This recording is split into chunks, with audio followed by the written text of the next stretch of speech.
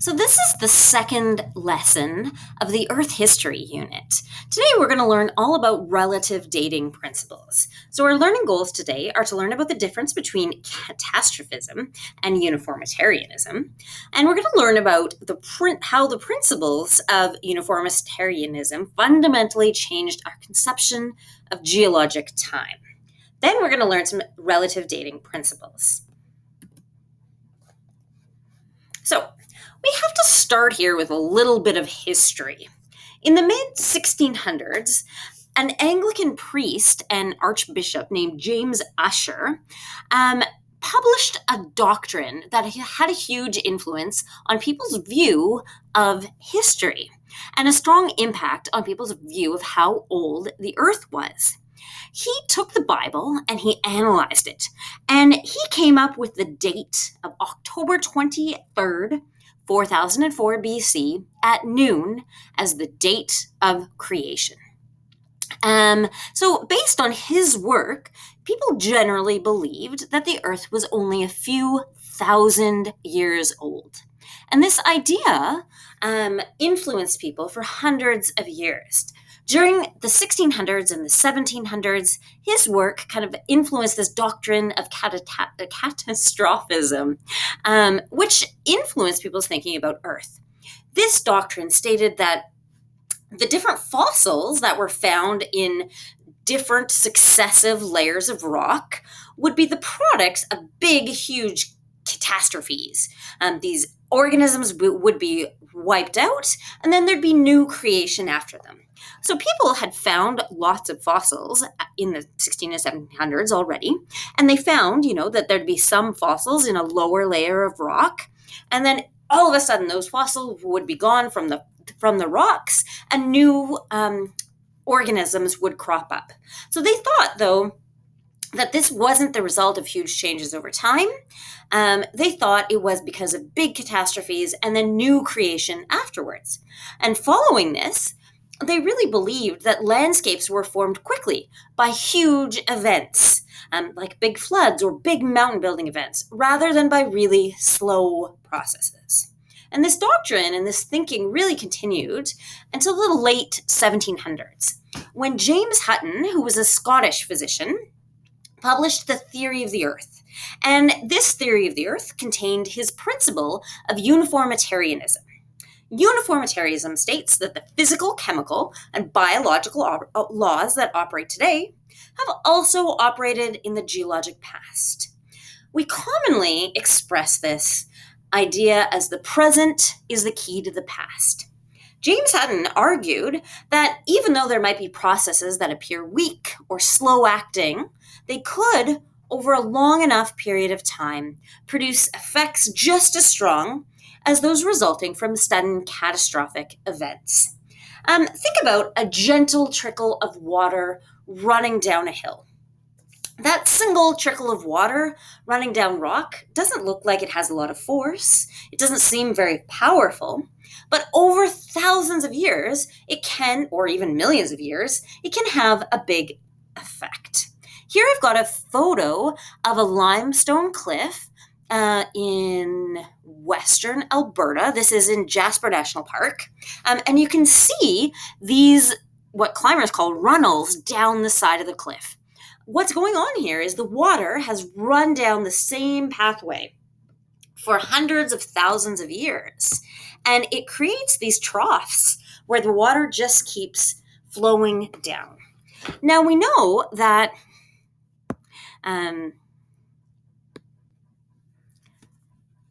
limestone, and that's what this cliff is made of, limestone is made up of the mineral calcite, and calcite reacts with acid easily. When calcite reacts with acid, it bubbles, and a little bit of it gets worn away.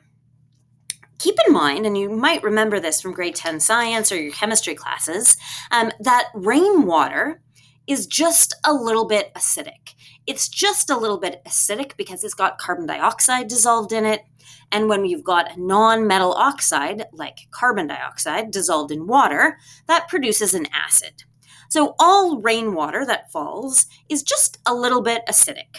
A little bit of acid falling on limestone Well, that'll wear the rock away. And it does so much more quickly on limestone than it does on other types of rock because limestone dissolves easily in acid. As a result, a limestone cliff like this will end up covered with these runnels. So even though water pouring down the face might look like a slow process, it can result in big changes over time. It can erode the cliff face. And sure, it happens in limestone, but it also happens on much harder rocks. This photo is from a granite cliff in North Carolina. So this one's granite, and we know that granite is a harder rock. It's made up primarily of quartz and potassium feldspar. But even though it's harder and more erosion resistant, a long enough period of time will leave channels carved away in the rock. So the slow process of water pouring over a rock will wear down mountains over millions of years. So here we see that uniformitarianism really is the key to understanding geologic history. Even though processes might appear slow and not powerful, they can have big changes over a long enough period of time. By the 19th century, other scientists understood that Earth had gone through numerous episodes of mountain building and then being eroded away through water and wind and glaciers. They understood that Earth was old, but they didn't really have a way of giving it a true age.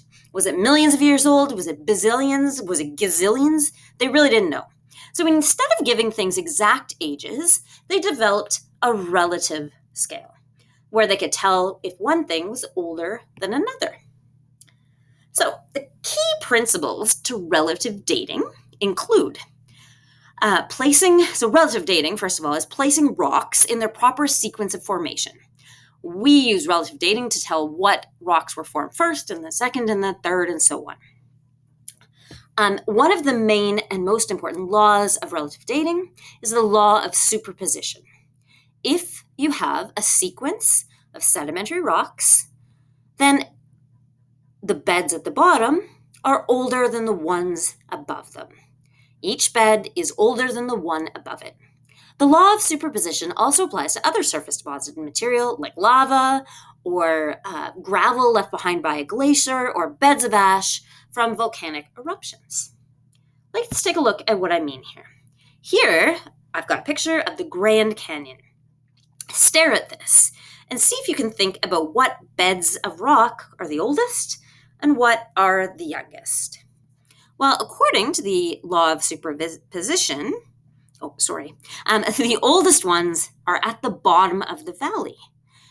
They would have to be deposited first in order for layers of rock to be deposited on top of them. So the oldest are at the bottom and the youngest are higher up. The second relative dating rule you should know about is the principle of original horizontality. Think about how sedimentary rocks are formed. We know that in order to form sedimentary rocks, old rocks are eroded away and then the little bits are broken down, washed into lakes and rivers, and eventually maybe into the ocean, where the tiny pieces are laid down at the bottom of the ocean floor. Over time, layer after layer after layer builds up, and they're compacted and lithified and cemented together, and you end up with sedimentary rocks. This process shows us that rocks are originally laid down pretty flat. Most layers of sediment are deposited in a horizontal position.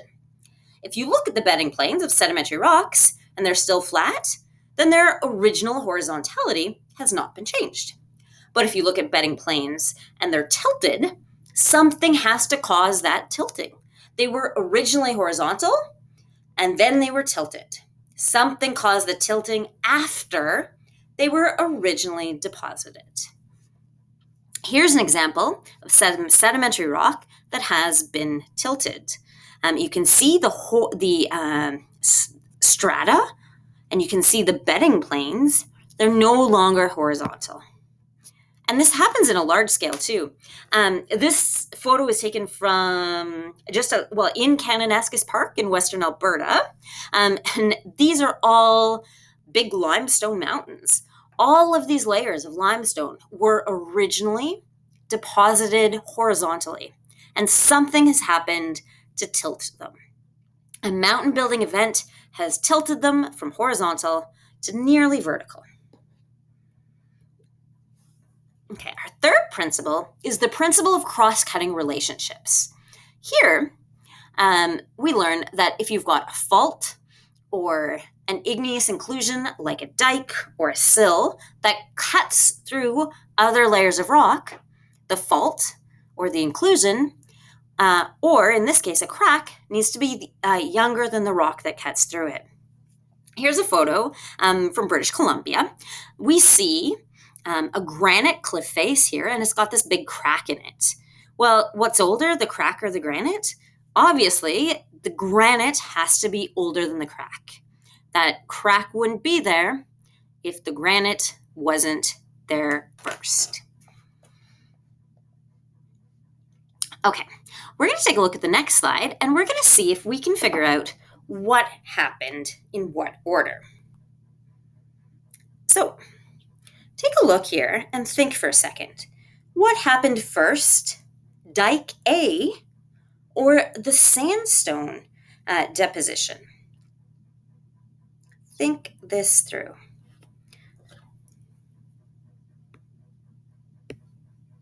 Well, in this case, we can see that dike A cuts through this layer of sandstone. If dike A cuts through it, well, then obviously the sandstone had to be there first. So the sandstone was deposited before dike A. Okay. Think about this one. What occurred first? The intrusion of the sill or the intrusion of dike A? Think that through. The sill had to happen first. Here, it looks like dike B intruded up and then filled a crack horizontally to make the sill. But dike A cuts across the sill.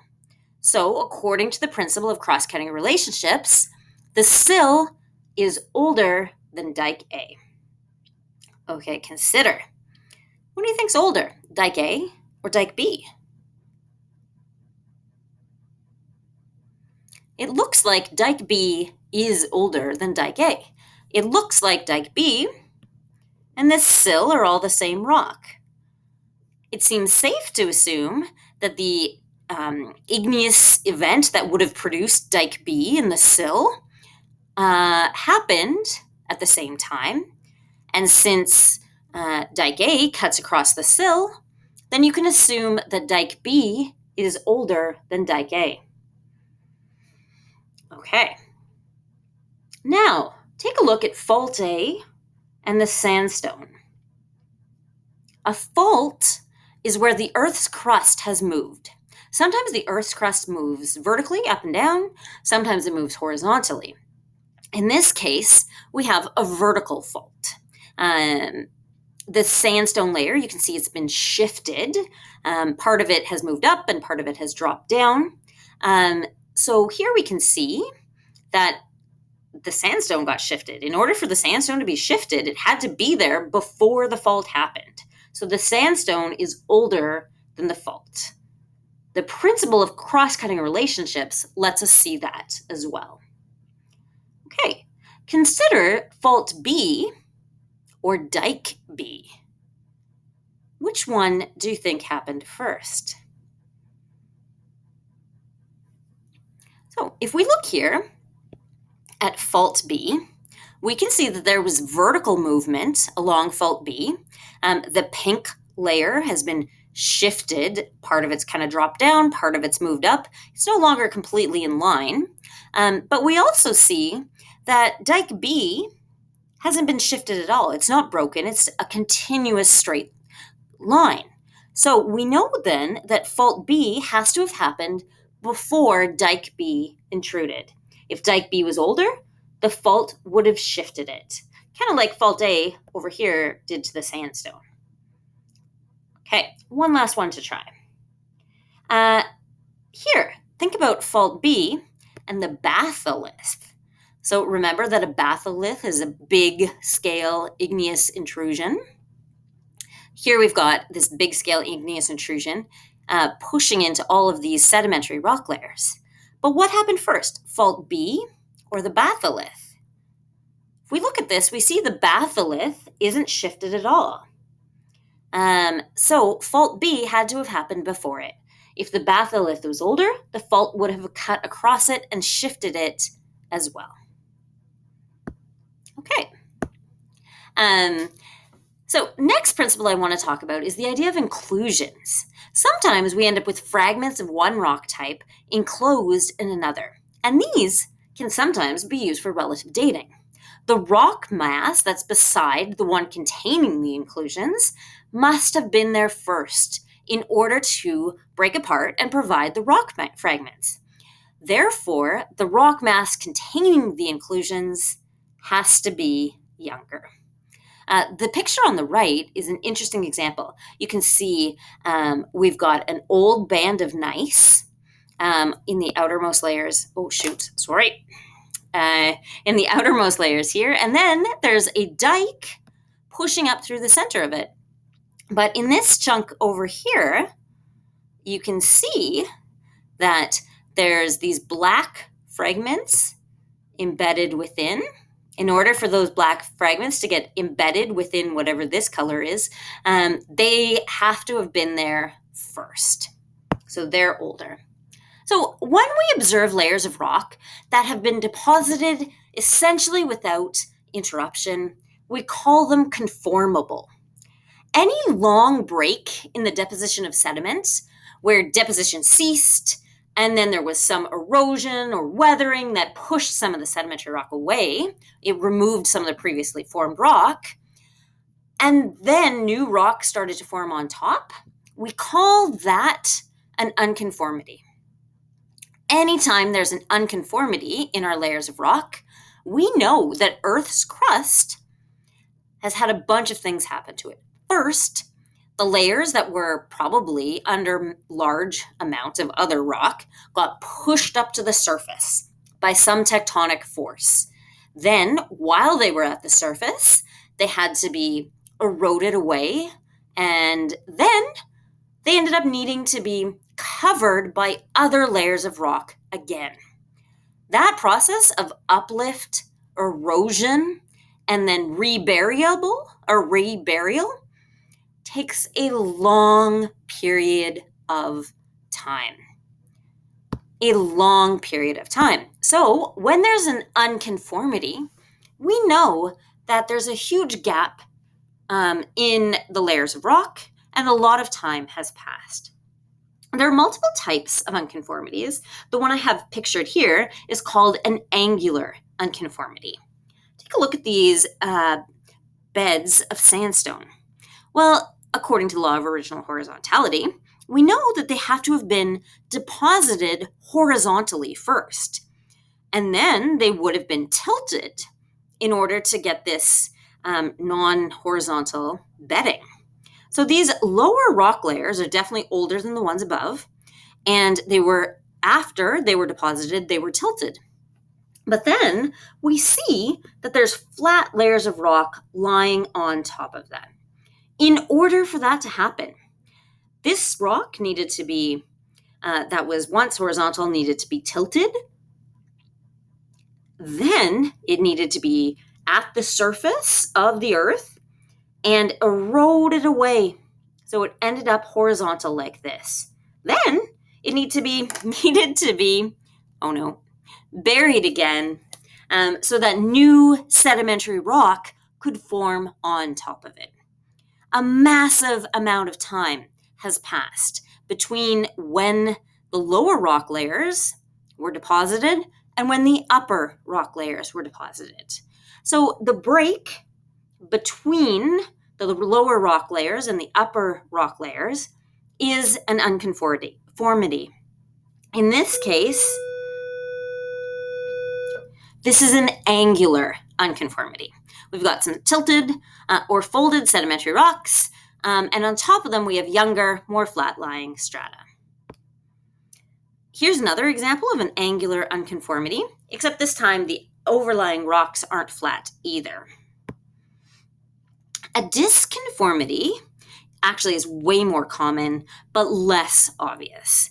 In a disconformity, you have sedimentary rock layers overlain by other sedimentary rock layers, but there has been erosion in between. I gotta stop clicking. There has been erosion in between the two depositional times. So here you'll see an uneven surface. That means that the lower sedimentary rock layers were pushed to the surface of the earth, eroded away unevenly, so they're not completely flat, and then eventually buried, and new sedimentary rock formed on top of it. The uneven line between the different types of sedimentary rock, is a disconformity. In real life, these are way harder to see than an angular unconformity, but they're also much more common. And to remember about this is that the beds are still horizontal. The little diagram here shows you the difference between an angular unconformity and a disconformity. Here's an example of a disconformity in real life. Here, the curved line shows you the disconformity. These bands of rock have been eroded away unevenly, and there's actually a huge gap in time between when the lower layers were formed and when the upper layers were formed. Then our third kind of unconformity is a nonconformity. These ones are, again, a little bit easier to see, and they end up showing the break between metamorphic rocks and sedimentary rocks, or igneous rocks and sedimentary rocks. And there's actually a nonconformity in multiple places that's visible around the Ottawa area. So a nonconformity would be layers of one metamorphic or igneous rock, and then over top of it, we have sedimentary rocks, or vice versa. So the different rock types show us this nonconformity. So this would be the sort of nonconformity that you'd see around the Ottawa area, where you'd end up with really, really old Precambrian gneiss or schist, and then over top of it, deposited much, much later, you might end up with younger sandstone or limestone or something like that. So the very obvious different rock types show you that.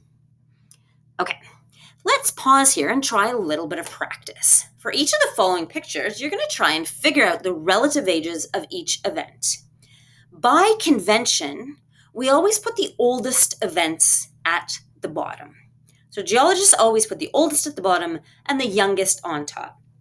Pause the video here and give this a try.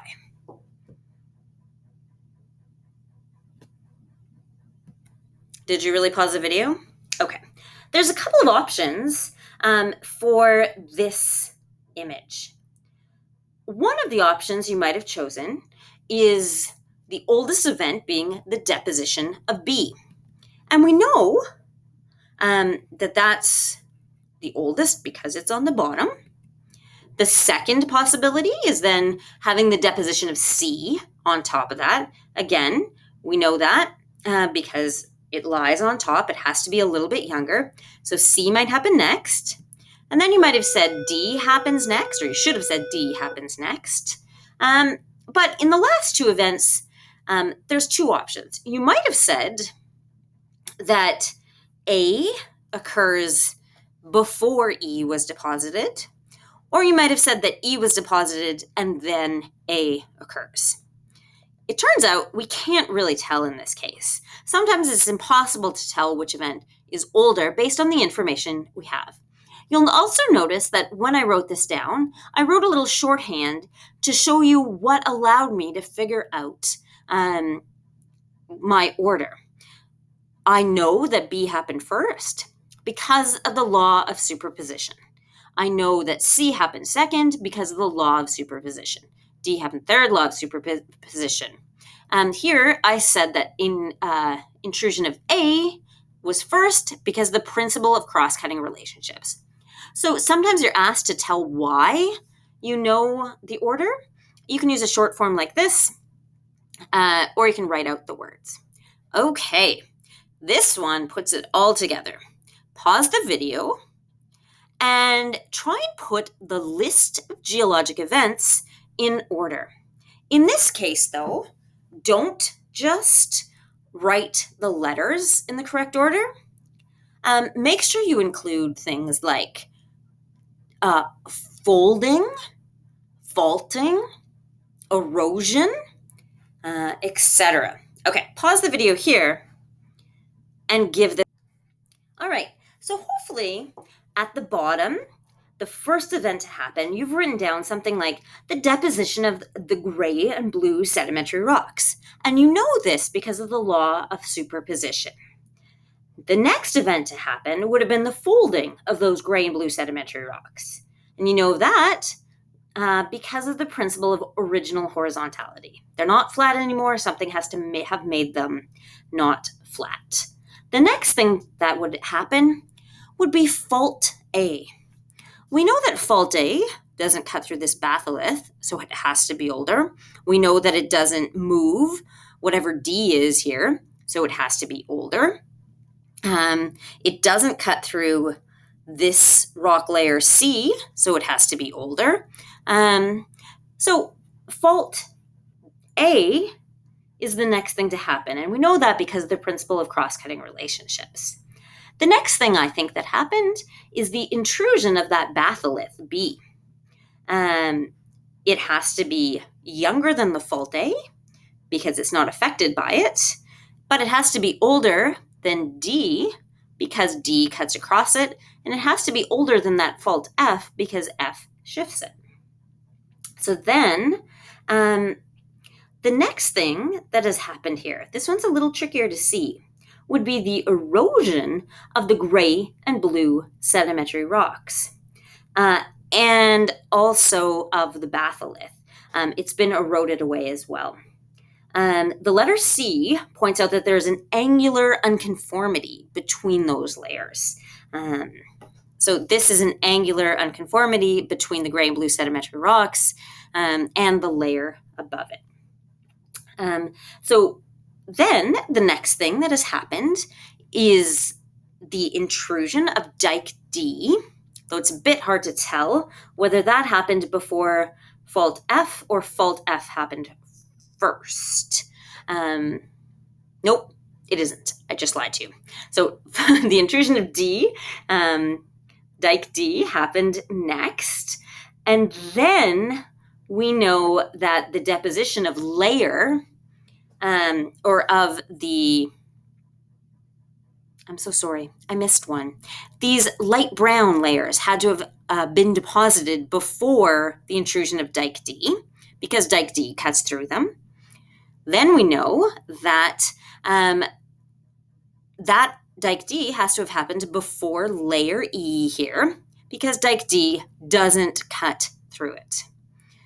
The next event would be this fault F. Fault F has to be one of the youngest events because fault F moves all of these layers. It moves C, it moves E, and it pushes the surface up over here. So fault F is the second to last event. I think the very last thing that you can say has happened has been erosion at the surface. This river has come along, grass has started to grow. So all of that very recent stuff is the very last event. I do also have all of these written down in order, so you can take a look at them and write that down.